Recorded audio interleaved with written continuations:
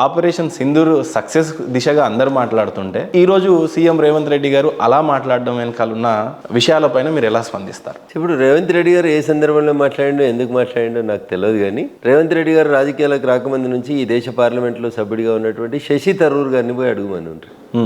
విమానాలు కూలినాయి కరెక్టా కాదా, పాకిస్తాన్కి సంబంధించినటువంటి క్షిపణులను మనం కూలగొట్టింది కరెక్టే కాదా, బీజేపీలకు సమాధానం చెప్తే ఆయనకు నచ్చకపోవచ్చు.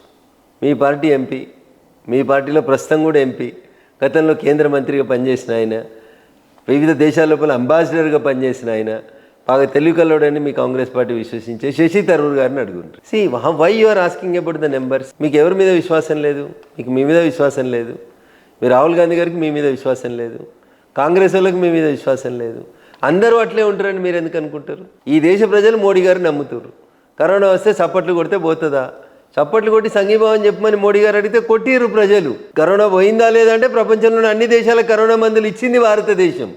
ఇది గుర్తుంచుకోవాలి రేవంత్ రెడ్డి గారు. Why are talking about numbers? ఎందుకు మరి పాకిస్తాన్ మనతో యుద్ధం చేయడాన్ని ఎందుకు విరమించుకుంది? ఎందుకు విరమించుకోవాలని ఆలోచన వచ్చింది? ఒక రోజు కనుక ఇంకా యుద్ధాన్ని కంటిన్యూ చేసి ఉంటే ప్రపంచ చిత్రపటంలో పాకిస్తాన్ అనే దేశం కనబడినటువంటి పరిస్థితి వస్తుంది. ఓ పక్కన బలూచిస్తాన్ వచ్చేసింది కదా, మమ్మల్ని దేశంగా ప్రకటించేయమని చెప్పి. ఏడుంటుంది Pakistan? You know about the Balochistan. 44% of the Pakistan area is called Balochistan. ఇలా కాకపోతే రేకపోతే బలూచిస్తాన్ రేపు దేశం అవుతుంది కొత్తగా. పాకిస్తాన్ భూభాగం నుంచి 44% భూభాగాన్ని పక్కకు తీసుకొని బలూచిస్తాన్ ఒక దేశం అవుతుంది. బలూచిస్తాన్లో పాకిస్తాన్ జనాభా ఎంతనో తెలుసా? Not even 7%. చైనాకి పాకిస్తాన్ మీద ఉన్న ప్రేమ బలూచిస్తాన్ ఉంటే ఉంటుంది ప్రేమ. రేపు బలూచిస్తాన్ వేరే దేశం అయితే చైనా పాకిస్తాన్ దిక్కు చూడదు, చైనా బలూచిస్తాన్ తోటి దోస్తానం చేస్తుంది. కాబట్టి రేవంత్ రెడ్డి గారు ఎందుకు మాట్లాడినరు, ఆయన మాటలకున్న అర్థమైందనేది ఆయన సమాధానం చెప్పాలి. రేవంత్ రెడ్డి గారికి నేను సమాధానం చెప్పాల్సిన అవసరం లేదు. పాకిస్తాన్ ప్రధానమంత్రి గారే స్వయంగా చెప్పిండు, మేము 9వ తారీఖు తర్వాత భారతదేశం మీద దాడిని పెంచుదామని అనుకుంటే ఒకటే రోజు రాత్రి మా ఎయిర్ బేసెస్లు అన్నింటినీ భారతదేశంకి వెళ్ళి వచ్చినటువంటి ఒక యుద్ధ విమానం ధ్వంసం చేసిపోయింది అని చెప్పిండు. What else you need Revanth Reddy గారు? గతంలో కూడా మీ కాంగ్రెస్ నాయకత్వం ఇట్లే అడిగింది. ఊరిలో జరిగినప్పుడు కానీ, ఇతరత పఠాన్కోట్లో జరిగినప్పుడు కానీ, ఇట్లా ఇన్సిడెంట్స్ జరిగిన ప్రతిసారి భారతదేశం సర్జికల్ స్ట్రైక్ చేసినప్పుడు కానీ మీరు సాక్ష్యాలు అడుగుతూనే ఉన్నారు. మీరు ప్రజలలో కించపరచబడతా ఉన్నారు. మీ విలువను మీరు తగ్గించుకుంటున్నారు. మీ కర్మ దాన్ని భగవంతుడు కూడా మిమ్మల్ని కాపాడలేడు. ఈ దేశ సైనికుల శక్తి పాట వాళ్ళని మీరు తక్కువ అంచనా వేస్తున్నారు. వాళ్ళంతా గొప్పగా ఉన్నారు కాబట్టి మీరు ఇంత ప్రశాంతంగా నిద్రపోతున్నారు అనేది గుర్తుపెట్టుకోవాలి. కాబట్టి the comments off Revanth Reddy గారిని మనం పెద్ద పట్టించుకోవాల్సిన అవసరం లేదు. సార్, ఆపరేషన్ సింధూర్ మొత్తంలో కూడా ఒక ఇంట్రెస్టింగ్ ఫ్యాక్ట్ ఏంటంటే చాలా మంది మేల్ పైలట్స్ ఉన్నా కూడా ఈ యుద్ధ విమానాలను నడపడానికి సిద్ధంగా ఉన్న ఆడబిడ్డలు ఇద్దరినే ఎందుకు బీజేపీ ప్రధానంగా చూస్ చేసుకుంది అని అంటే ఏమంటారు? అది వాంటెడ్లీ తీసుకున్నారా? అంటే దాడికి ప్రతిదాడిగా ప్రతీకారంలో ఏ రకంగా దాన్ని తీసుకోవచ్చు ఈ ఇంట్రెస్టింగ్ థింగ్ని? ఇప్పుడు మీరు అమాయకులైనటువంటి మా ఆడబిడ్డల్ని కశ్మీర్ ఆదాయం పెంచుతామని, కశ్మీర్ని ప్రపంచానికి ఒక గొప్ప టూరిస్టు ప్రాంతంగా చూపిద్దామని మా ఆడబిడ్డలు కుటుంబాలతో సహా మీ దగ్గరికి వచ్చారు. మూర్ఖులు మీరు. మీ కన్నును మీరే వేలితోటి పొడుచుకున్నారు. నలుగురిని దొంగ దెబ్బ కొట్టడానికి 4 తుపాకులు ఇచ్చి పంపించి మా దేశ ఆడబిడ్డల యొక్క ఆత్మగౌరవాన్ని అవమానపరుచుదామని చూసిండ్రు. వీళ్ళు అబలాలు అని చెప్పి వాళ్ళని గేలి చేసిపోయినరు. వాళ్ళు అబలాలు కాదు. నీ ముందుకు వచ్చి ధైర్యంగా నిలబడి దమ్ముంటే నన్ను కూడా కాల్చమని అడిగారు వాళ్ళు. అంత ధైర్యం ఉన్నటువంటి ఆడబిడ్డల్ని గేలి చేసి 4 దొంగతనంగా లోపలికి వచ్చి దొంగల్లాగా పారిపోయినటువంటి వెధవలకి, అరే వెధవల్లారా, మా ఆడబిడ్డలు అబలలే కాదు సబలలు కూడా. మా ఆడబిడ్డలు రాని రుద్రమలకి వారసులు, సమ్మక్క సారలమ్మలకి వారసులు. తిరగబడితే మీకు ప్రపంచ చిత్రపటంలో మీ పేరు కనబడకుండా చేస్తారు అని చెప్పడానికి లక్షలాది మంది సైనికులు ఉన్న భారత సైన్యం ఆడబిడ్డలకి ధైర్యాన్ని ఇచ్చేందుకు తీసుకున్నటువంటి ఒక గొప్ప నిర్ణయం. ఏ ఆడబిడ్డనైతే బేలగా భర్తను కోల్పోయి అక్కడ కన్నీరు పెడుతూ కనబడిందో, ఇంకో ఆడబిడ్డ పోయి అక్క నేను నీకు తోడుంటానని చెప్పి ధైర్యంగా నిలబడమని చెప్పడానికి 2 ఆడబిడ్డలు అర్ధగంటలు మిమ్మల్ని పొతం పెట్టి వచ్చిర్రు భయ్. మీరు అబలల మీద, ఏమి చేతులు ఆయుధం లేని ఆడబిడ్డల మీద మీరు క్రూరత్వం చూపిస్తే, మీ క్రూరమైనటువంటి టెర్రరిస్టు క్యాంపుల మీద మీరు శిక్షనిచ్చినటువంటి దేశద్రోహులని పిన్ పాయింటెడ్గా ఏరి మరీ కొట్టొచ్చిర్రు. చేతులు ఏం లేదు, ఒక విమానం తీసుకొని పోయి కొట్టొచ్చిర్రు. ఇగో ఇది మా ధైర్యం, ఇది మా సామర్థ్యం. ప్రపంచానికి భారత మహిళ యొక్క గొప్పతనాన్ని చాటి చెప్పాలనుకున్నారు. అందుకనే ఇద్దరు ఆడబిడ్డలు జాలరబాయి మీకు అని చెప్పి సమాధానం చెప్పారు. ఇదే ముఖ్యమంత్రి సీఎం రేవంత్ రెడ్డి గారు ముఖ్యమంత్రి అయిన తర్వాత నిజంగా మీలో పరిపాలన చేసే ఆ దక్షత ఉందా అని చెప్పి ఒక ప్రముఖ జర్నలిస్ట్ అడిగినప్పుడు, ముఖ్యమంత్రి అనే పోస్టు కేవలం కుంపు మేస్త్రి లాంటి పని, మనం జస్ట్ కేవలం కూర్చొని ఉంటే ఒక బ్యూరోక్రాస్ట్లు చేసే పని, దాన్ని మనము పరిరక్షణలో చూసుకుంటే చాలు అని చెప్పి చెప్పడం జరిగింది. అలాంటి బ్యూరోక్రాస్ట్లు ఈరోజు భారతదేశం యొక్క రెవెన్యూ 4.19 ట్రిలియన్ దాకా వెళ్ళింది అని అంటే బ్యూరోక్రాస్ట్ల పాత్ర ఉంటుంది. వాళ్ళ గురించి ఎప్పుడు కూడా రాజకీయ నాయకుడికి వెనకాల వెనుదన్నుగా ఉండేటువంటి బ్యూరోక్రాస్ట్ గురించి ఇంత రెవెన్యూ జనరేట్ చేసి ప్రణాళికలను సిద్ధం చేస్తూ ఉంటారు అని అంటారు. అలాంటి బ్యూరోక్రాస్ట్ల గురించి చెప్పాలి అని అంటే మీరేం చెప్తారు? ఈ దేశంలో రాజకీయ వ్యవస్థ 5 ఏళ్ళకి ఒకసారి మారుతుండొచ్చు, పార్టీలు మారుతుండొచ్చు, ఐడియాలజీ మారుతుండొచ్చు. కానీ ఈ దేశానికి ఏది మంచిది అని చెప్పడానికి ఇండియన్ అడ్మినిస్ట్రేటివ్ సర్వీస్ ద్వారా ఎంపికైనటువంటి ఐఏఎస్లు కానివ్వండి, ఇండియన్ పోలీస్ సర్వీసెస్లో వచ్చినటువంటి ఐపీఎస్లు కానివ్వండి, దేశ రక్షణకు కానీ దేశ అడ్మినిస్ట్రేటివ్ వ్యవస్థకు కానీ వీళ్ళు పిల్లర్లు లాంటి వాళ్ళు. మేము 5 ఏళ్ళకి ఒకసారి పరీక్షను ఎదుర్కొంటాం, గెలుస్తాం, వస్తాం, పరిపాలిస్తాం, మేము ఉంటాం, పోతూ ఉంటాం. బట్ ద సిస్టమ్ని కంటిన్యూస్గా నడిపేటువంటి వ్యవస్థ అంతా బ్యూరోక్రాట్లదే. ఈ బ్యూరోక్రాట్లు కొంతమంది అందులో తప్పుడు వ్యక్తులు ఉండవచ్చు, అన్ని వ్యవస్థలలో తప్పుడు వ్యక్తులు ఉన్నట్టు ఆ వ్యవస్థలో కూడా కొంతమంది తప్పుడు వ్యక్తులు ఉండవచ్చు. But majority of them or service oriented. ఈ దేశానికి ఏదో చేయాలనేటువంటి ఒక గొప్ప తపన ఉన్నటువంటి వ్యక్తులు. కాబట్టి అట్లాంటి వాళ్ళ గురించి తప్పుగా మాట్లాడడం అనేది సరైనటువంటి విధానం కాదు. మీరు గుంపు మేస్త్రిలాగా పనిచేయాలనుకుంటే అందరినీ అట్లా చేయాలనుకోవడం తప్పది. ప్రతి ముఖ్యమంత్రి ఒక్కొక్క గొప్ప నిర్ణయం తీసుకుంటారు, ఒక్కొక్కరికి ఒక్కొక్క ఆలోచన విధానం ఉంటుంది. వీరి ఆలోచన విధానం గుంపు మేస్త్రి విధానం అయి ఉంటుంది. నేను ఇక్కడ కూర్చుంటే అందరు కలిసి ఏదో పని చేస్తారనే ఆలోచన ఆయనకు ఉండి ఉంటుంది. కానీ అట్లా అనుకుంటే మరి నరేంద్ర మోడీ గారిని విమర్శించాల్సినటువంటి అవసరం ఏముంది? దానికి గొప్పగా కేంబ్రిడ్జ్లో, ఆక్స్ఫర్డ్లో చదువుకున్న వాళ్ళే ప్రైమ్ మినిస్టర్లు కావాలనే ఆలోచన ఎందుకు? మరి అంత గుంపు మేస్త్రి చెప్పినట్టు మేస్త్రీలతోటే నడిచేది ఉంటే ఇల్లు కట్టుడు, ఇక మరి మేస్త్రి ఎందుకు? కాబట్టి దట్ ఈజ్ నాట్ కరెక్ట్. వారి అభిప్రాయం వారిదే ఉంటుంది, అది కరెక్ట్ అయినటువంటి అభిప్రాయం అయితే కాదు. బ్యూరోక్రాట్లు డెఫినెట్గా ఈ దేశ అడ్మినిస్ట్రేటివ్ వ్యవస్థ లోపల ఈ రెవెన్యూ జనరేషన్లో బ్యూరోక్రాస్ట్ల పాత్ర కానీ లేకపోతే వాళ్ళు శ్రమించే విధానం కానీ ఏ రకంగా ఉంటుంది? అసలు ఏముంటుంది వాళ్ళ పాత్ర? ఒక రెవెన్యూ జనరేషన్లోనే ఉండరు వాళ్ళు. ప్రజలకి మంచి అయినటువంటి అనేక పథకాల రూపకల్పనలో కానీ, ఈ దేశ రక్షణ రంగం లోపల ఉన్నటువంటి అనేక రకాలైనటువంటి ఉత్పత్తుల్ని బయట దేశాల నుంచి కాకుండా మనం తెచ్చుకోవడానికి కానీ చాలా చోట్ల వాళ్ళ పాత్ర ఉంటుంది. స్కూళ్ళలో కానీ, మిడ్ డే మీల్స్లో కానీ, రేషన్ కార్డులో కానీ, ధరణిలో కానీ, భూభారతిలో కానీ ఇట్లా కొత్త చట్టాలు తెచ్చే ప్రతి దాంట్లో మనల్ని గైడ్ చేసేది వాళ్ళే. కాబట్టి అడ్మినిస్ట్రేటివ్ విభాగంలో ఉన్నటువంటి ఐఏఎస్ని, ఐపీఎస్ని, ఐఆర్ఎస్ని ఎవరికి ఉండే పాత్ర వాళ్ళు చేస్తూ ఉంటారు.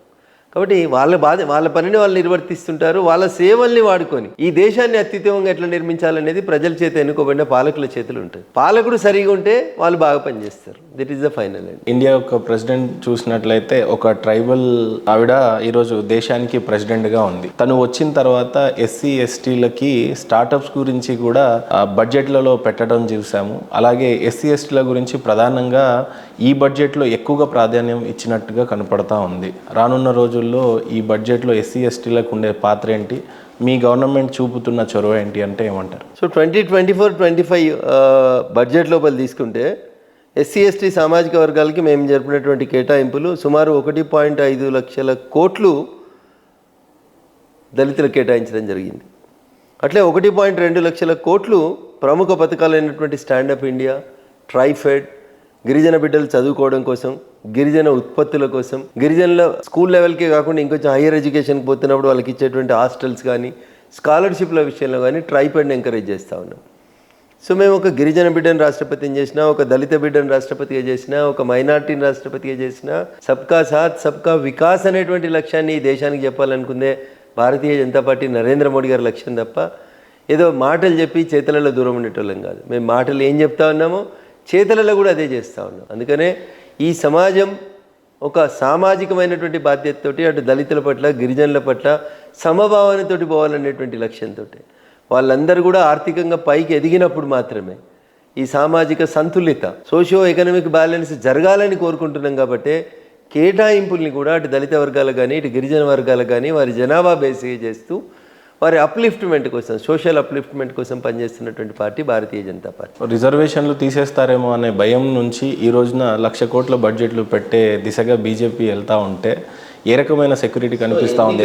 ఎన్నికల సందర్భంగా మేము 3వ సారి అధికారంలోకి వస్తే రాజ్యాంగాన్ని మారుస్తామనేటువంటి ఒక తప్పుడు ప్రచారం చేసి కాంగ్రెస్ 57 సీట్లకి వెళ్ళి 99 సీట్లకు ఎదగగలిగింది తప్ప బాబాసాహెబ్ అంబేద్కర్ని గౌరవించింది, వారి పనులని గుర్తించింది, వారి పంచతీర్థాన్ని డెవలప్ చేసింది భారతీయ జనతా పార్టీ తప్ప ఇంకొకరు కాదు.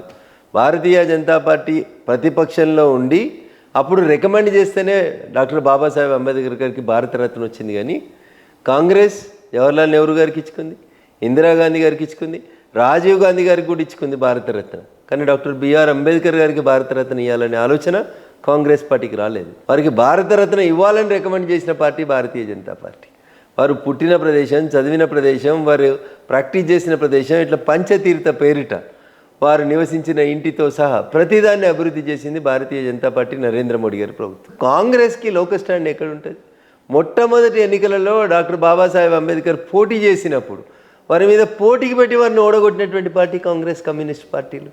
ఇక వీళ్ళు మాట్లాడితే రాజ్యాంగం గురించి ఎట్లా? ఎస్సీలకు రిజర్వేషన్స్లు ఎక్కడ తీసేస్తారేమో అని చెప్పి మీలాంటి ఎంపీలకి ఓట్లు కూడా తగ్గి చాలా చోట్లలో ఓటర్స్ దూరం అయ్యారు బీజేపీకి అనేది వాస్తవం. ఈరోజు 1,00,000 కోట్ల బడ్జెట్లు పెట్టిన తర్వాత ఎస్సీలను మీరు ఆకట్టుకోవడం జరిగింది. సో ఏ రకంగా చూస్తారు దీన్ని? దురదృష్టం ఇది. ఎందుకంటే మోడీ గారి క్యాబినెట్ మీరు మొదటి నుంచి గమనిస్తే 12 మంది దళిత మంత్రులు ఉన్నారు, 8 మంది ట్రైబల్ మంత్రులు ఉన్నారు, 8 మంది మహిళా మంత్రులు ఉన్నారు, 8 మంది మైనారిటీ మంత్రులు ఉన్నారు, 27 మంది ఓబీసీలకు మంత్రి పదవి ఇచ్చారు. మోడీ గారి క్యాబినెట్లో 80% మోడీ గారి క్యాబినెట్లో 80% బీసీలు, ఎస్సీలు, ఎస్టీలు, మైనార్టీలు, మహిళలు ఉన్నారు. మిగతా ఈ దేశంలో ఉన్న ఏ రాష్ట్రంలోనైనా క్యాబినెట్ కూర్పు గురించి మాట్లాడిండ్రన్నా? We are for them. కానీ మమ్మల్ని వాళ్ళకి దూరం చేసేటువంటి కుట్రలు జరుగుతూ ఉన్నాయి. మేము వాటిని వేటిని పట్టించుకోకుండా మళ్ళీ చెప్తా ఉన్నాం, సబ్కా సాత్ సబ్కా వికాస్ అనేటువంటి నినాదం ఖచ్చితంగా మేము అమలు చేస్తున్నాం. అందుకనే అంత్యోదయ వైపే మా అడుగులు పడుతున్నాయి తప్ప మా అడుగులు ఎక్కడ తడబడలేదు. ఒక పక్క చూసినట్లయితే బీసీలకు బాగా దగ్గర అవుతున్నట్టుగా బీసీనే ముఖ్యమంత్రిని చేస్తామని చెప్పిన మీ పార్టీ ఎక్కడో చిన్న చూపుగా దూరంగా ఆలోచించకుండా ఉంది అని అంటే ఓసీల గురించి అని చాలా బలంగా వినిపిస్తూ ఉంది. ఓసీలో కూడా ఈబీసీ అనే ఒక క్లాస్ని తయారు చేశారట రాజశేఖర్ రెడ్డి గారు. నేను మొన్న చదివాను అది. ఎకనామికల్ని బ్యాక్వర్డ్ క్లాసెస్ వాళ్ళకి ఫీజు రియంబర్స్మెంట్ ఇచ్చారంట కేంద్ర ప్రభుత్వం. మరి నిజంగా బీసీల గురించి కానీ ఓసీలో ఉన్న బ్యాక్వర్డ్ క్లాసెస్ వాళ్ళ గురించి ఏ రకమైన ప్రతిపాదనలు, ఏ రకమైనటువంటి రిజర్వేషన్ ఇచ్చినాం కదా, అగ్రకులాలకు సంబంధించినటువంటి పేదల కోసమే 10% రిజర్వేషన్ తీసుకొచ్చారు కదా ఈబీసీ పేరిట. అది నరేంద్ర మోడీ గారి నాయకత్వంలో పార్లమెంట్లో బిల్ చేసినాం కదా మేము. సో అందుకనే నేను పదే చెప్తా, సబ్కా సాత్ సబ్కా వికాస్.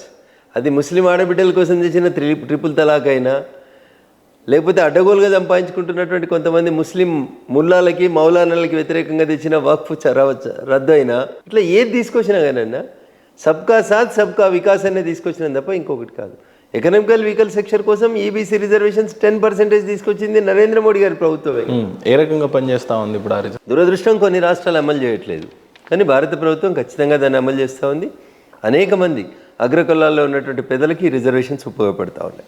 భారతదేశంలో ముందు నుంచి చూస్తున్నా, ఎక్స్పెషల్లీ బీజేపీ ప్రభుత్వం వచ్చిన తర్వాత 1 నేషన్ థియరీ ఎక్కువగా చూస్తూ ఉన్నాం. 1 నేషన్ 1 రేషన్ అన్నట్టు, లేకపోతే భారతదేశంలో చూసినట్లయితే 1 నేషన్ 1 ట్యాక్స్ అని, ఇట్లా ఏది చూసినా 1 నేషన్ థియరీ ఎక్కువగా కనపడతా ఉంది. ఇప్పుడు కొత్తగా చూసినట్లయితే 1 నేషన్ 1 ఎలక్షన్ అని అంటున్నారు. జమిలీ ఎలక్షన్స్ వల్ల ఉండే నష్టాలేంటి, లాభాలేంటి, అసలు జమిలీ ఎలక్షన్స్ జరుగుతాయా, జరిగిన తర్వాత ఉండే పరిణామాలు ఏ రకంగా ఉంటాయి, అసలు పాస్ అవుతుందా ఇది? సో నరేంద్ర మోడీ గారు ఉంటే ఏదైనా ముమ్కినే అంటారు, మోడీ అయితే ముమ్కినే అంటారు.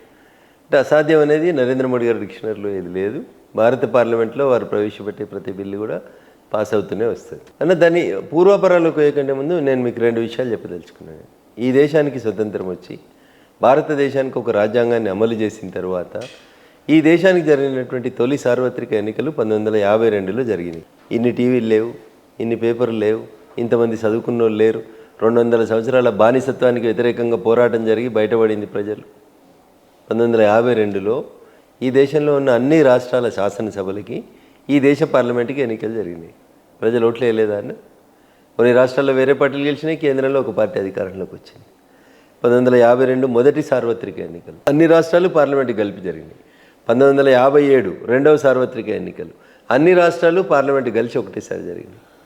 1962 మూడవ సార్వత్రిక ఎన్నికలు, అన్ని రాష్ట్రాలకి దేశానికి కలిపి జరిగినాయి. 1967 నాలుగవ సార్వత్రిక ఎన్నికలు, అన్ని రాష్ట్రాలకి దేశానికి కలిపి ఎన్నికలు జరిగినాయి. అన్న ఇంత లిటరసీ లేనప్పుడు, ఇన్ని టీవీలు లేనప్పుడు, ఇన్ని చర్చలు లేనప్పుడు, కాశ్మీర్ నుంచి కన్యాకుమారి దాకా ప్రజలు 4 సార్లు ఒకటే రకంగా ఎన్నికలలో పాల్గొని ఓట్లేయగలిగినప్పుడు 2025 రాకెట్ యుగం నడుస్తున్నప్పుడు ఎమ్మెల్యే ఎన్నికలకు వచ్చిన ఇబ్బంది ఏముందన్న? వన్ నేషన్ వన్ ఎలక్షన్ అంటూ వచ్చేటువంటి ఇబ్బంది ఏముంది? వన్ నేషన్ వన్ ఎలక్షన్ కాన్సెప్ట్ని ఖరాబ్ చేసిందే కాంగ్రెస్. ఈ దేశ తొలి ప్రధాని జవహర్లాల్ నెహ్రూ గారు కేరళలో ఎన్నికైనటువంటి కమ్యూనిస్టు ప్రభుత్వాన్ని, కమ్యూనిస్టులకి వాళ్ళకి చెడిన తర్వాత మొట్టమొదటిసారిగా ఒకసారి ప్రజల చేత ఎన్నుకోబడినటువంటి ఒక కమ్యూనిస్టు ప్రభుత్వాన్ని రద్దు చేసి ఈ one nation one elections disturb చేసినటువంటి గౌరవ ప్రధాని ఎవరంటే ఈ దేశ తొలి ప్రధాని జవహర్లాల్ నెహ్రూరే. ఇప్పుడు వన్ నేషన్ వన్ ఎలక్షన్ వస్తే మీకు వచ్చే ఇబ్బంది ఏంది? గతంలో మీరే చేసినప్పుడు ఇప్పుడు ఒప్పుకోకపోవడానికి గల కారణాలేంటి? వార్డ్ మెంబర్కి వేరే వేస్తారు, సర్పంచ్కి వేరే వేస్తారు, ఎంపీటీసీకి వేరే వేస్తారు, జడ్పీటీసీకి వేరే వేస్తారు, ఎమ్మెల్యేకి వేరే ఓటేస్తారు, ఎంపీకి వేరే ఓటేస్తారు. అరే నీకంటే నాకంటే ప్రజలు 100 రెట్లు తెలివైన వాళ్ళన్నా వాళ్ళ అమాయకులని ఎట్లా అంటావు నువ్వు? వాళ్ళకి తెలియదు ఎట్లా అంటావు? వన్ నేషన్ వన్ ఎలక్షన్ తోటి మీకు వచ్చే నష్టమైంది 52లో 57లో 62లో 67లో నష్టం లేనప్పుడు 29లో వచ్చే నష్టమైంది. బీజేపీ ఎత్తుంది కాబట్టి మనం వ్యతిరేకించాలి. ఇంతకు మించి వేరే మూర్ఖత్వం లేదు అందులో. వన్ నేషన్ వన్ ఎలక్షన్ ప్రజల మీద వ్యయ ప్రసారాన్ని తగ్గిస్తుంది. ప్రతి 6 నెలలకు ఒకసారి ఎలక్షన్ కోడ్ పెట్టే బాధ తగ్గుతుంది. ఒకసారి ఎలక్షన్స్ అయిపోతాయి, ప్రశాంతంగా 5 సంవత్సరాలు మీరు పరిపాలించడానికి వెసులుబాటు కల్పిస్తుంది. ఏ రకంగా ఉండొచ్చు ఎలక్షన్స్ అంటే? ఎమ్మెల్యేకి ఎంపీకి ఒకేసారి పడతాయా, లేకపోతే సర్పంచ్లకి జడ్పీటీసీలకి ఎంపీటీసీలకి వీళ్ళందరిది కూడా ఒకేసారి ఉంటుందా? ఏ రకంగా ఉండబోతుంది? ఎమ్మెల్యే ఎంపీ ఎలక్షన్స్ ముగిసిన తర్వాత 100 రోజుల లోపల అన్ని స్థానిక సంస్థల ఎన్నికల్ని పూర్తి చేస్తారు. ఇది one nation one election theory.